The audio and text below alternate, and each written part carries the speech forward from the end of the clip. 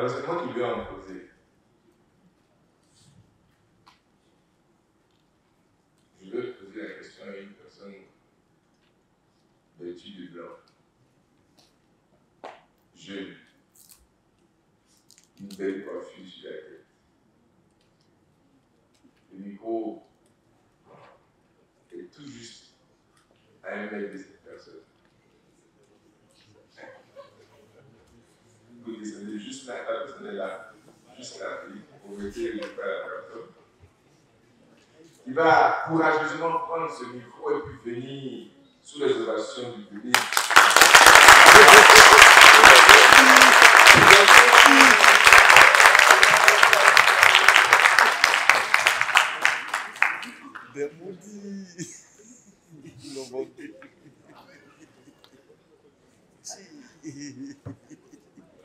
Et si on peut afficher cette image qui n'a pas changé, cette image du Forum INTEC 2024.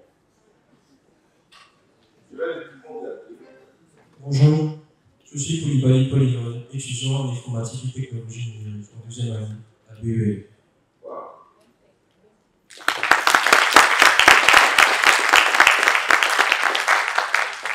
Vous allez regarder le Forum INTEC 2024. Et à votre avis, comment a été formé le nom INTEC? Qu'est-ce que ça vous inspire? INTEC. Quand vous regardez L'innovation pour le in, le tech pour la technologie. vous êtes un génie.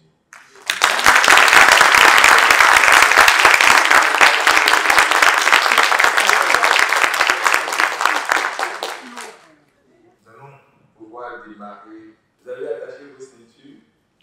Les hôtesses vont passer pour servir un apéritif, un rafraîchissement. Ne demandez pas de riz parce qu'il n'y a pas de riz. Et je le rappelle, aujourd'hui, nous aurons 3 panels. Chaque panel va durer 1 heure. Et après les panels, on aura un espace au cours duquel chacun d'entre nous aura l'opportunité de recevoir une formation taillée sur mesure. Et les 3 panels d'aujourd'hui sont premier panel, tourisme et culture. Deuxième panel, bâtiments et travaux publics. 3e panel, éducation, formation professionnelle. Mesdames et messieurs, aidez-moi à recevoir ici Daniel Ewo.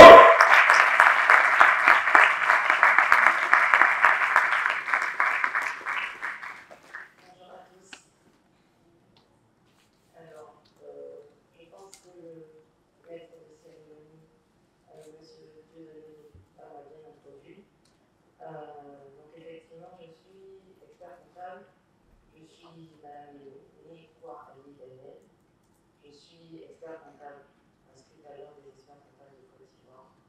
Je suis directrice associée d'un cabinet de conseil qui s'appelle Cassel Consulting, donc qui est spécialisé en audit, conseil et formation. Et donc c'est dans le cadre de notre volet conseil que nous avons décidé de réaliser ce forum, le forum INTEC, axé sur les innovations et les technologies pour cette première édition. Donc déjà pour contribuer au développement des entreprises, donc indirectement au développement de la Côte d'Ivoire. On ne prétend pas tout changer, mais au moins apporter notre petite pierre à l'édifice. Donc voilà, Madame Nathalie Vito, ex-ministre du Togo et ex-présidente alors de la Chambre de commerce du Togo, directrice générale de l'hôtel Sarakawa et de l'hôtel Québec au Togo, qui nous a fait l'honneur de venir spécialement pour le forum INTEC avec toutes ces occupations. Elle a tenu à arriver hier juste pour être présente pour vous. Alors, donc, écoutez bien, comme tous les panélistes qui seront là, présents, ce sont des personnes distinguées, donc vraiment prenez le temps d'écouter leurs réflexions parce que ça peut vous changer la vie. Voilà, donc, je terminerai mes civilités en disant, alors, mesdames et messieurs les experts panélistes, mesdames et messieurs les représentants des sponsors, chers invités, chers amis des médias, mesdames et messieurs, en moment grade, et protocoles respectés. À présent, permettez-moi d'abord d'exprimer ma gratitude à Monsieur le ministre de la Transition numérique et de la digitalisation qui nous a apporté son appui institutionnel pour cette toute première édition et nous tenons réellement à le remercier parce que ça a carrément changé la donne et le statut de ce forum. Nous exprimons également notre reconnaissance au fondateur et président directeur général du groupe Cofina, M. Jean-Luc Conan. Alors, pour ceux qui étaient là hier, on a eu la chance de bénéficier de son expérience. Voilà. Nous tenons également à remercier Monsieur le député maire du plateau, donc, qui a été représenté dignement par Mme Kokola. Nous saluons avec déférence les représentants du pays, des autres pays ici présents. Nous remercions également les sponsors et les partenaires. Excusez-moi si je suis un peu longue. Je vais les citer parce que voilà, il faut montrer de la reconnaissance, c'est ce que je disais hier. Donc pour les sponsors, nous avons École 2IAE, la coopérative SCFC, Orange Bank, Huawei, LGL Consulting, Finel, West Africa. Et comme partenaire, nous avons le groupe Cofina, Ghana Innovation Hub, qui est dignement représenté par le directeur de MPF, M. Richard Liébois, qui a fait le déplacement spécialement du Ghana pour être présent avec vous. Alors, nous avons eu aussi la CAPEC, Ange Pascal, Sifka, Corlink, qui sera là tout à l'heure, représentée par Mme Carius, Stravis Ghana, Noor Voice, Joliba Capital, Joule International, Agidoya Afrique, qui va nous faire l'honneur de vous proposer un atelier gratuit. Nous avons également comme partenaire P7, Cotecna, Finel, Agence Côte d'Ivoire PME, L'Ordre des experts comptables de Côte d'Ivoire, Agosoft, Hôtel Sarakawa, Anader, Datacori, MPME, CI20, Finance Consulting, École Hélène Leven, ING Print, MDT Concept, Books Academy, représenté ici par M. Dieudonné Loba, la Chambre de commerce et l'ITIB. Donc vous voyez, il y a beaucoup de sponsors et partenaires qui nous accompagnent pour cette première édition. Et les maîtres de cérémonie, prenez la parole s'il vous plaît.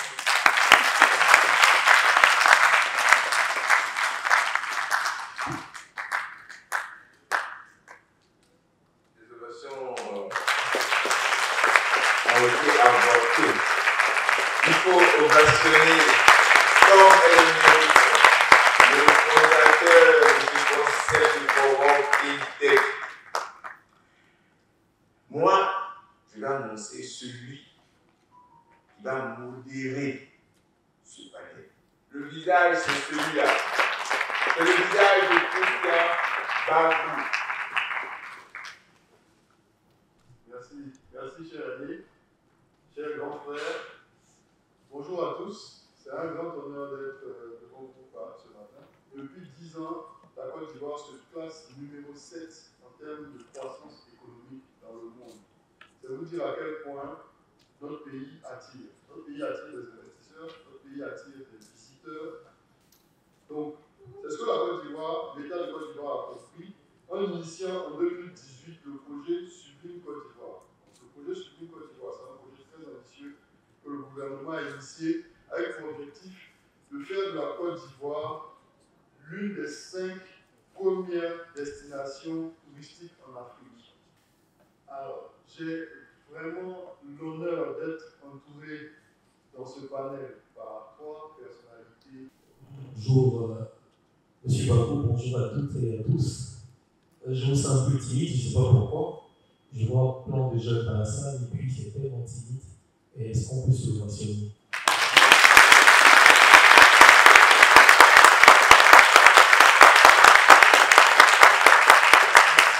Merci donc aux organisateurs de ce panel. Merci beaucoup, chers confrères et chères consoeurs. Je crois d'abord une petite anecdote. Monsieur Bini, qui est à ma droite, on ne se connaît pas, mais quand j'ai entendu le nom Bini, je me suis dit, est-ce qu'il s'agit de mon oncle? Parce que justement, un de mes oncles s'appelle Bini. Et puis, comme par hasard, J'ai ma voisine immédiate à Levé, au Togo, avec qui on a d'ailleurs fait des études en France, qui a une fille qui s'appelle Poku. Je ne sais pas si c'est exprès. Si c'est exprès que ma chère consoeur et petite sœur Daniel Eo a choisi ces personnes pour qu'on travaille ensemble. Alors, bonjour à tous. Je voudrais dire merci à toute l'équipe qui nous a invités. Et c'est un grand honneur pour nous d'être en présence de ces personnalités que je n'aurais pas eu la chance de voir si on n'avait pas été invité à ce panel. Ce que je voudrais dire aujourd'hui, c'est que les nouvelles technologies et ces outils sont une chance pour nous, une très grande chance, en ce sens que ça va de soi, ça va rapidement. Donc tous les moyens que nous n'avions pas pour valoriser, pour faire connaître qui nous sommes, sont tout de suite, en un temps éclair, découverts à l'autre bout du monde.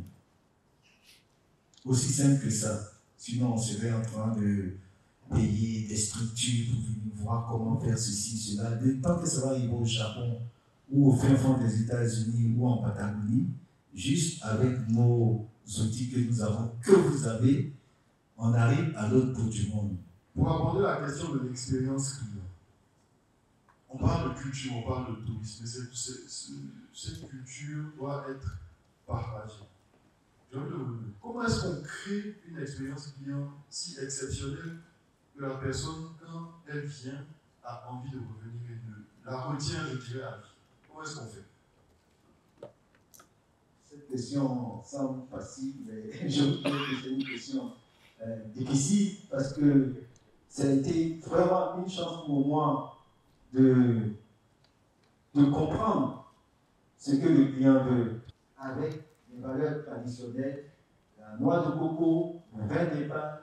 Vraiment, on va boire dans des cannes basses, on va manger dans des feuilles d'attiquet, on va manger avec les doigts, et puis, etc.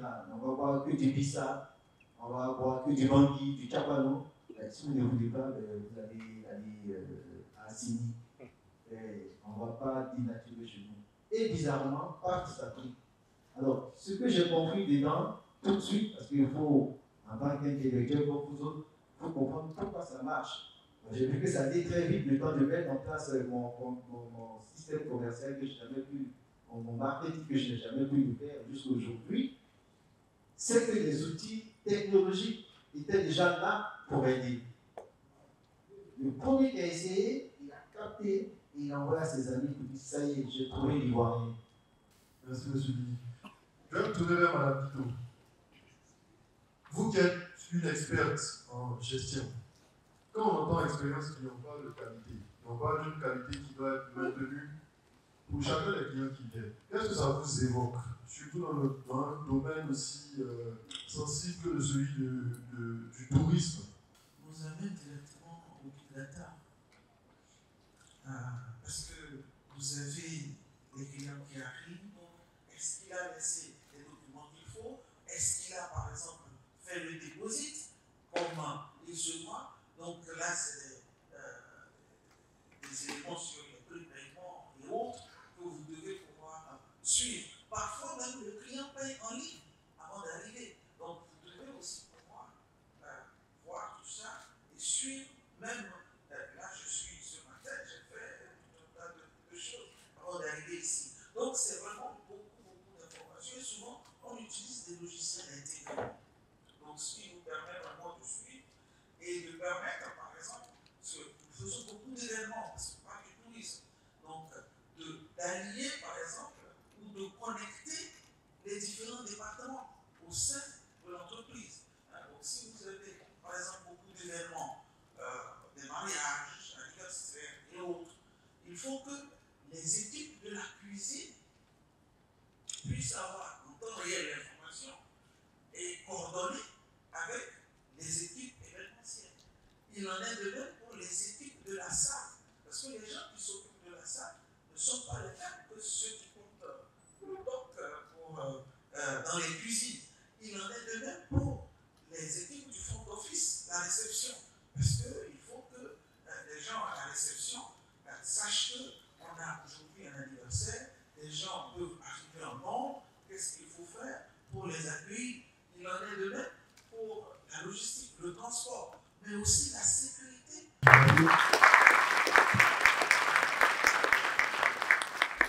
Je vais me tourner vers M. Pou. On parle d'expérience, on parle de technologie. Vous qui êtes un expert du cinéma, qu'est-ce que vous pouvez nous dire sur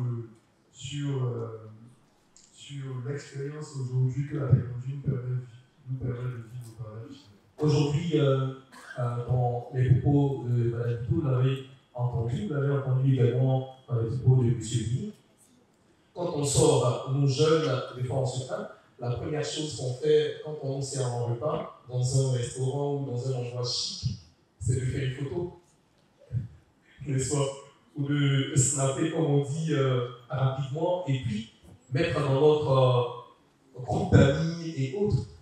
Donc aujourd'hui, nous tenons dans nos mains un outil qui est véritablement puissant, qui est un lien entre le monde entier. Mais de plus en plus, aujourd'hui, les développeurs, où on va dire la technologie augmente, on a des images d'une qualité vraiment exceptionnelle.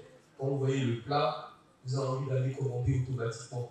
Donc au niveau de l'évolution technologique, de plus en plus, la qualité est de mise. Il y a donc à notre niveau une véritable sensibilisation et puis un changement même de mentalité. On doit reconsidérer ce qui vient de chez nous.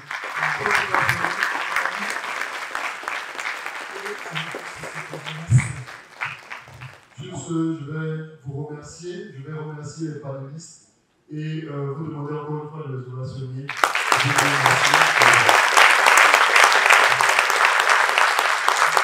Merci de continuer à ovationner les panélistes et les orateurs.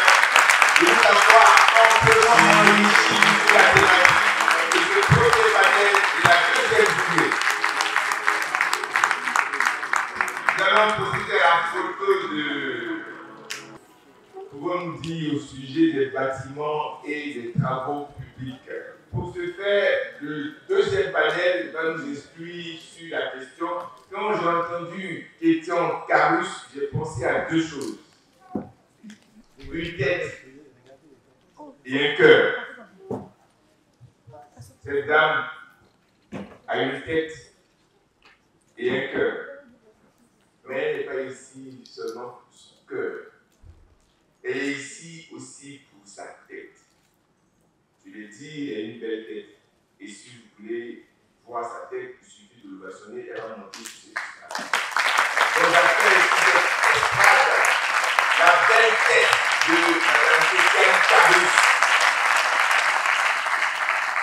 Mais sa tête n'est pas seulement belle. Sa tête, bon, je n'ai pas dit qu'elle est grosse. Non, elle n'a pas une grosse tête. Mais elle est une grosse tête. Je ne crois pas ce que je vois. Elle est diplômée de Harvard Business School.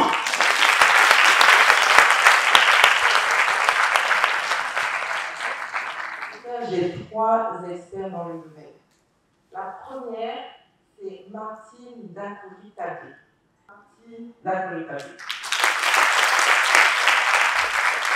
Mon deuxième panéliste, c'est pas des moindres, c'est Mohamed Fakri.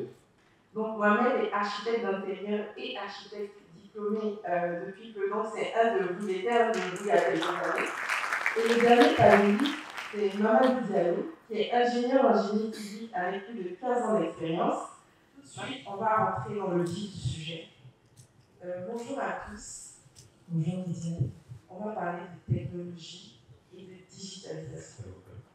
On vous entend tous. Moi, j'ai entendu parler souvent de BIM, mais je ne sais pas ce que c'est que le BIM. Est-ce que tu peux nous expliquer c'est quoi le BIM et comment est-ce que ça améliore la gestion du projet dans le BTP? Pour répondre à la question du BIM, déjà le BIM signifie c'est Building Information Modeling. Donc c'est une méthode de travail déjà utilisée en Europe et dans le monde entier qui permet en fait de centraliser tout ce qui est donné d'un projet.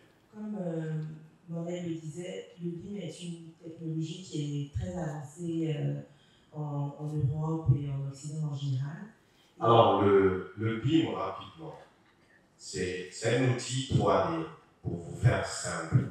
C'est aujourd'hui, c'est comme si on se projette dans cette salle directement. À partir de l'ordinateur, on voit tout ce qui se passe sur la salle en 3D. On peut les taper.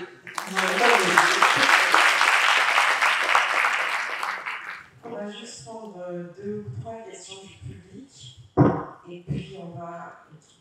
Je suis J.P. Santarfou, directeur général de la structure PICOP informatique au niveau d'Azopé. Alors, ma question est de savoir combien pouvons-nous estimer en budget pour réaliser une maison en terre. D'accord. Bonjour, je me présente, je suis mademoiselle Lénian Ela, étudiante à IPIF. Ma question est la suivante. Le secteur du BTP fait face à des défis en matière de sécurité du bâtiment, notamment le risque d'effondrement. Comment mieux sensibiliser les professionnels et intégrer les normes pour garantir les infrastructures plus sûres? Il y a une troisième question, il y a un monsieur qui est devant. Je suis Abdoulaziz, je suis entrepreneur bâtiment. Ma société s'appelle Compagnie Royale de Sous-Traitance. Ma question s'adresse aux architectes, aussi bien à vous aussi. Est-ce que il y a des applications où l'intelligence artificielle est intégrée dans la charpente métallique? Parce que moi, je fais la charpente métallique. Je fais la structure métallique de la vis ordonnante. En sous-traitance, bien sûr. Donc la première question, c'était celle de Gilles Doris sur le budget d'une maison en terre, en brique de terre. Donc pour répondre, pour pouvoir établir un budget, déjà il faut pouvoir établir un programme. C'est-à-dire qu'il faut savoir déjà connaître votre besoin. Comment sera faite votre maison? Il y aura quoi dans votre maison comme pièce? Il y aura quoi comme fonction? Et de quoi vous avez besoin? Par la suite, en fonction de votre budget, parce que c'est comme ça la bonne démarche. C'est pas dire combien ça va coûter. Il faut venir voir un architecte et lui dire voilà ce que je veux faire et voilà ce que j'ai. Ensuite, à partir de là, le professionnel qui a pour rôle de conseil va vous dire, parce que ce n'est pas votre constructeur, hein, c'est votre conseiller aussi. Il va vous dire, voilà ce que vous pouvez faire avec votre budget. Il y avait quoi comme outil? Et comme tout à l'heure j'expliquais, avec la terre, il y a plusieurs types d'utilisation et de techniques mises en place en fonction de la couche budgétaire et de la poche. Merci, Emmanuel. Et là, a posé la fameuse question sur les défis sécuritaires des bâtiments en Côte d'Ivoire et a fait allusion aux effondrements. Donc, qui veut répondre à la question? Je vais prendre. Les défis sécuritaires et notamment les effondrements auxquels on assiste malheureusement, je l'ai dit de plus en plus, mais justement, l'État est en train de mettre des balises pour qui en est de moins en moins. Mais parler de formation des professionnels. Les professionnels, normalement, savent ce qu'ils ont à faire, les normes de construction à respecter et les règlements d'urbanisme à respecter. Maintenant, il faut faire appel à ces professionnels. Et c'est là le véritable enjeu sécuritaire de nos constructions. Donc, sur l'IA, comment l'IA intégrerait donc, les logiciels comme AutoCAD, MS Project, etc. dans la gestion de projet? L'IA intègre déjà tous ces paramètres, que ce soit AutoCAD, MS Project. D'ailleurs, c'est pour cela qu'on arrive à produire des images plus rapidement, avec une certaine sécurité, avec une certaine précision, je veux dire. Donc, l'IA intègre déjà ça. Mais comme je dis toujours, c'est pas l'IA, c'est pas la machine qui va faire tout. Derrière, il faut qu'il y ait un professionnel. C'est important qu'il y ait un professionnel derrière qui sache interpréter, qui sache, parce que la machine peut se tromper, la machine peut peut-être comprendre certaines choses et puis ressortir quelque chose qui ne correspond pas à la réalité. Donc il faut qu'il y ait un professionnel derrière qui est capable d'interpréter ça. Nous allons profiter de ces instants de la photo avec les panélistes et madame la modératrice. pendant que la photo a lieu, vous pourrez profiter pour vous détendre. Parce que nous allons aborder aussitôt le troisième et dernier panel de la journée. Donc ceux qui veulent bien peuvent se tenir debout et puis s'étirer. Et le panel sera modéré par le docteur Nissan Didier. Ou le docteur Didier Nissan. Je suis Nissan Didier, docteur en droit public. Merci encore, chers panélistes, d'être présents. Docteur Moussa, je voudrais commencer par vous. Le système de formation professionnelle en Côte d'Ivoire est-il adapté au dynamisme et aux besoins d'innovation et de technologie des entreprises en Côte d'Ivoire? Merci, monsieur le sénateur. Je suis Sako Mohamed et je suis le directeur de l'école de formation spécialisée et du personnel des cadres du NPHP. Merci. Alors, dans l'enseignement, le système d'enseignement professionnel est conçu pour répondre à des besoins économiques et sociaux par la formation des jeunes, des adultes, à des métiers, de leur permettre d'avoir certaines compétences pour exercer des emplois. Et bien plutôt aussi, l'innovation technologique transforme les métiers et les compétences acquises. Donc, ce qui place le système de formation professionnelle face à des défis de compétitivité et d'employabilité. Merci bien, M. Sako, représentant le directeur général de l'INP. Je ne sais pas si la régie le permet, qui est technique. Est-ce que M. Kramé est connecté? Alors, M. Kramé, d'abord, merci beaucoup d'être connecté. Alors, la première question que nous allons vous poser est la suivante. Le système de formation professionnelle en Côte d'Ivoire est-il adapté au dynamisme et aux besoins d'innovation et de technologie des entreprises en Côte d'Ivoire? Tout d'abord, permettez-moi de vous remercier, d'excuser mon absence sur le plateau. Et avant tout propos, je voudrais vous dire que c'est ce que je dis car nous avons fait une part de la semaine. À la question de savoir où le plan de l'entreprise est en adéquation avec l'enseignement technique et la formation professionnelle, je dirais que mon collègue de TP a pratiquement répondu à la question. Tout comme dans la FFN.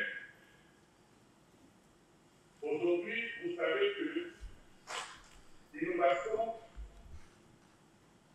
non seulement poussière, mais l'innovation est très rapide, évolue très vite.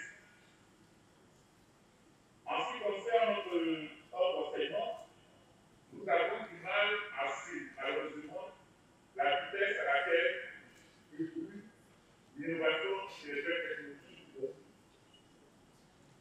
Pour cela, le DEU a eu à faire une étude, vous m'entendez?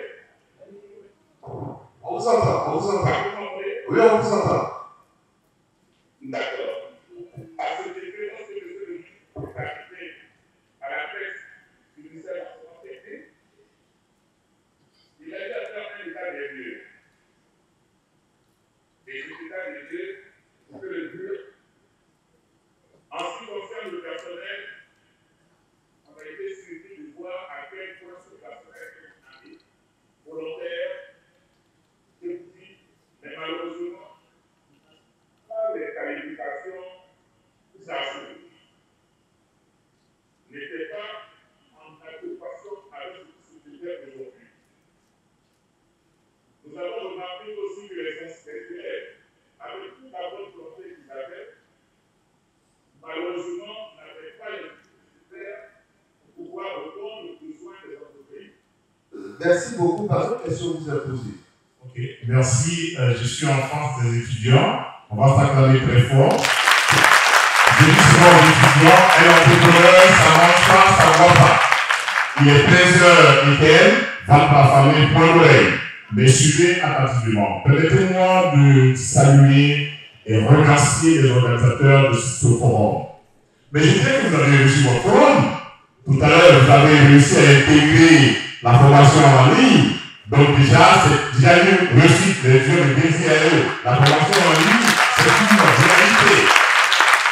Mais la question donc est de savoir, est-ce que les étudiants qui sont dans cette salle, comme ils sont en train de former dans nos écoles professionnelles, sont-ils capables de travailler avec des entrepreneurs qui intègrent dans leur gouvernance la technologie et l'innovation? C'est là la question.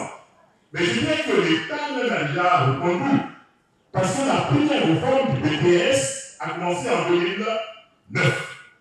On avait 53 filières, donc avec le concours de la Banque mondiale, et aussi des branches professionnelles, on en a parlé, on en a 13 en Côte d'Ivoire, le BTP, le commerce, l'industrie, l'agro-industrie, j'en passe. Et ils envoyaient chaque représentant pour réviser les curricula. Parce que l'État même s'est rendu compte que les formations ne sont pas adaptées aux besoins du marché. Premièrement. Donc, à partir de maintenant, la nouvelle loi au niveau de l'enseignement supérieur en Côte d'Ivoire, qui a été adoptée, cette loi, la formation ouverte à distance, est reconnue maintenant en Côte d'Ivoire comme une formation normale, comme toute autre formation. Ça, c'est déjà un acquis. En tout état de cause, merci pour les échanges. Merci aux panélistes pour la qualité de vos propos, la qualité de vos interventions. Je voudrais qu'on puisse les acclamer encore une fois. L'évaluation du public, cette animation du panel. Mesdames et messieurs, nous allons faire une pause déjeuner. Mais avant, nous allons demander aux panélistes de bien vouloir se mettre en position photo avec Mme Ewo qui va les rejoindre. Et pour nous autres, nous savons que nous allons faire maintenant une pause après. Ça va se faire dehors. On aura des choses à mettre sous la dent. Mais surtout, visiter les stands de nos sponsors. Nous remercions également toutes les écoles partenaires, CETIA et PIC. Et tous les partenaires du forum INTEC 2024. Monsieur le représentant du ministre de la Transition numérique et de la digitalisation, représenté par Monsieur Stéphane Coulibaly. Monsieur le représentant du ministre de l'Enseignement technique et de la formation professionnelle, représenté par Monsieur Crapé. Madame la représentante du député maire du Plateau, représentée par Madame Cocola. Madame l'ex-ministre et ex-secrétaire d'État et directrice générale de l'hôtel Sarakawa et l'hôtel Eben au Togo. Monsieur le fondateur et président directeur général Protojima, Monsieur Jean-Luc Conan, qui était présent hier et qui a bien voulu accepter d'être le parrain de ce forum. Mesdames et messieurs les participants venus du Ghana et du Togo, mesdames et messieurs les experts panélistes, mesdames et messieurs les représentants des sponsors et des partenaires, chers étudiants, chers invités, chers amis des médias, mesdames et messieurs, en vos rangs, grades et qualités, tout protocole respecté, nous voici au terme de la première édition du Forum INTEC 2024, qui avait pour thème général quels sont les facteurs déterminants pour optimiser les investissements en termes d'innovation et de technologie pour un développement durable en Côte d'Ivoire. Alors, au cours de ces 2 jours, nous avons essayé d'y répondre et nous avons pu écouter les réflexions et l'expertise de sommités qui ont bien voulu nous partager donc, leur expérience, leurs réflexions. Et au cours de ces panels, vous avez eu également l'opportunité d'échanger, de débattre et de partager des idées autour des avancées technologiques. Mais aussi montrer l'impact sur nos sociétés et les perspectives qu'elles offrent. Les interventions inspirantes, les panels passionnants et les discussions riches ont permis de mettre en lumière les défis, mais aussi les opportunités qu'offrent l'innovation et les technologies pour la Côte d'Ivoire, pour notre continent et pour le monde. Plus que jamais, l'innovation et les technologies sont des outils puissants pour permettre le développement de notre pays et de notre Afrique.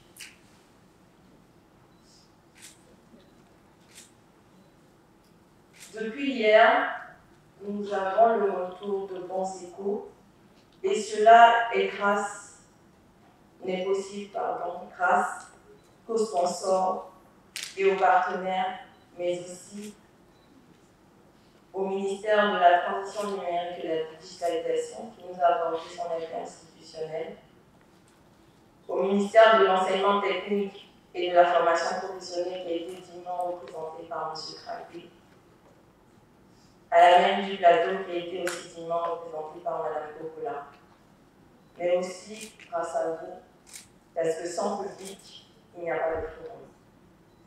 Je n'oublie pas également l'équipe technique qui a permis de réaliser ce forum. S'ils sont dans la salle, est-ce qu'ils peuvent me rejoindre pour qu'on puisse les ovationner? Parce qu'on ne peut réussir tout seul. Et il est important de montrer aussi toutes ces personnes qui travaillent dans l'ombre pour atteindre les objectifs. Est-ce qu'ils peuvent venir dans la salle?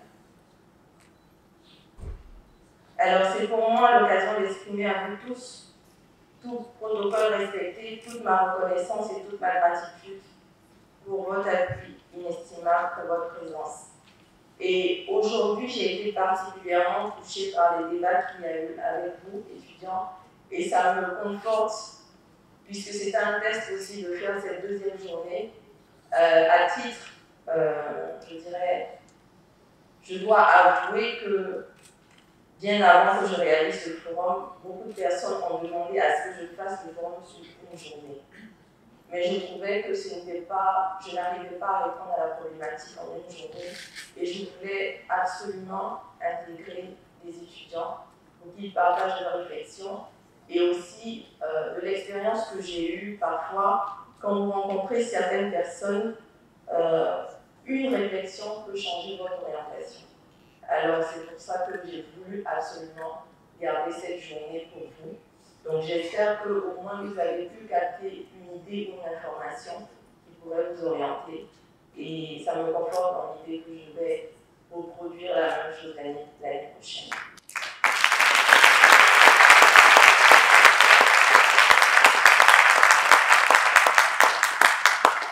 Alors nous allons travailler pour que la prochaine édition, c'est la toute première édition, nous allons travailler pour que la seconde édition, donc l'édition 2025, soit encore mieux. On va faire une analyse à notre niveau pour voir les points forts et les points faibles, et pour les points faibles, les améliorer.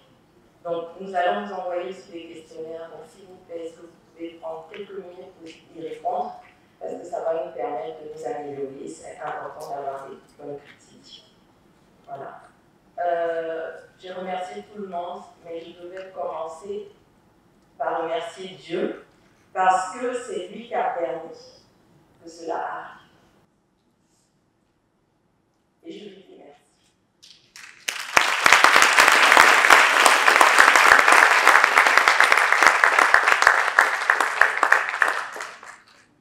Merci, mon Dieu, d'avoir fait de moi ta service.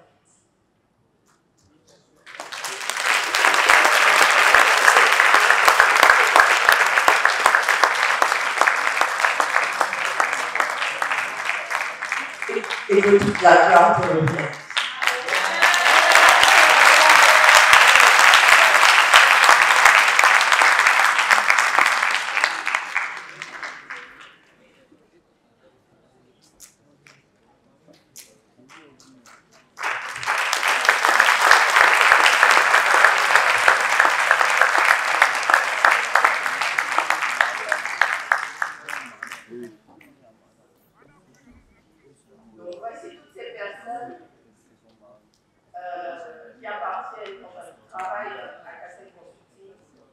travaillé sur ce projet, qui se sont donnés, qui se sont dépensés.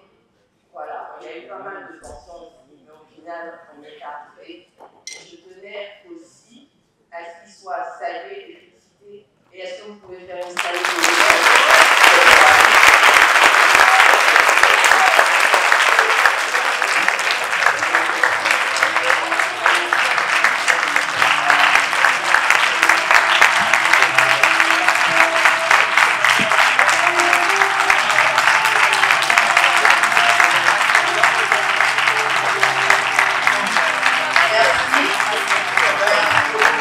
Alors, ne partez pas, il y a un cocktail qui nous attend. À cause du temps qu'on a mis, on va essayer de le réduire à 30 minutes. Donc, ne partez pas, parce que vous aurez l'opportunité, et c'est vraiment une chance, de bénéficier d'un atelier gratuit qui sera dispensé par un cabinet de ressources humaines reconnu qui a bien accepté d'être partenaire de l'événement. Donc, c'est l'entreprise Agiloya Afrique, qui travaille avec des grandes entreprises internationales ici en Côte d'Ivoire et ailleurs. Donc c'est une chance pour vous qu'ils soient là. Donc revenez, vous avez 30 minutes. Merci et puis à très bientôt et à la prochaine.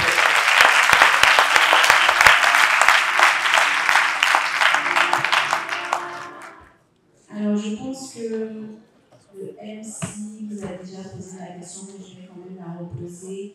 Est-ce qu'il y a parmi vous des personnes qui ont déjà eu à faire un CV?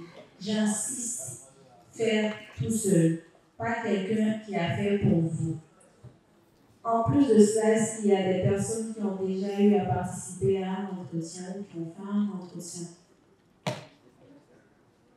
D'accord. La majeure partie du temps, c'était pour un stage, c'était pour du travail, une embauche, c'était quoi? Il y a des informations, il y a des éléments clés à mettre dans un CV.